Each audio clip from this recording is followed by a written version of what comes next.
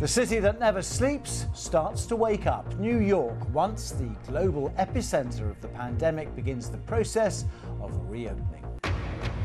South Korean officials confirm a second wave of infections despite recording relatively low numbers. Moving tributes to the three friends stabbed to death in a terror attack in Reading on Saturday. Courage, but full of hope, they sailed for Britain.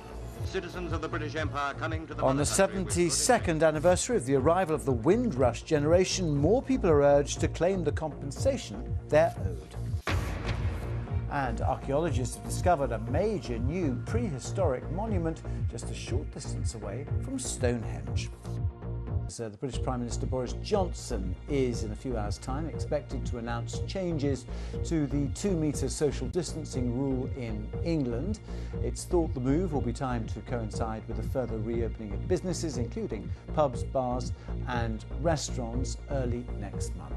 The British government has announced that the 2.2 million vulnerable people who have been self-isolating or shielding in England during the pandemic will no longer need to shield from August.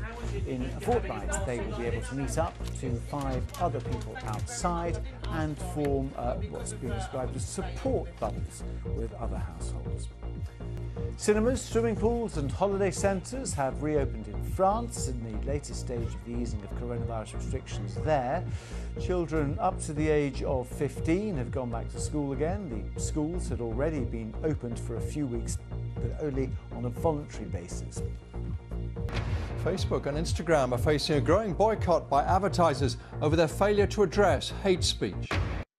The 2 top tennis players, Grigor Dimitrov and Borna Coric, have tested positive for coronavirus after taking part in exhibition matches in Croatia.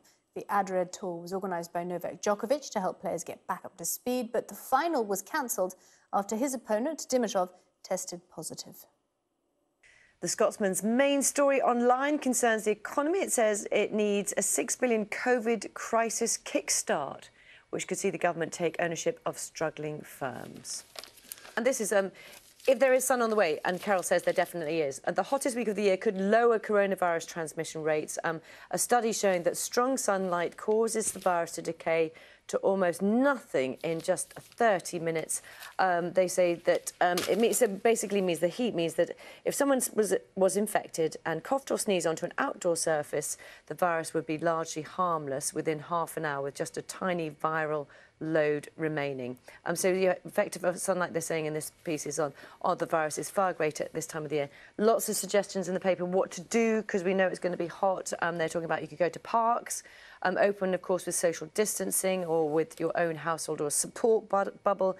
Public gardens, a lot of them you have to take bookings for. And a lot of them are already booked, because I've looked. Zoos, some are open, not all the attractions are available. Aquariums, of course, not open because they're indoors. And there's lots of options, aren't there, for water sports at the moment. Lots of water sports places opening. Swimming in lakes, of course, take care. I always say that, don't I? Don't do it by yourself. Make sure it's safe. What's it called? Cold water shock. Yeah, exactly. And lots of different sports are available, aren't they, water sports at the moment.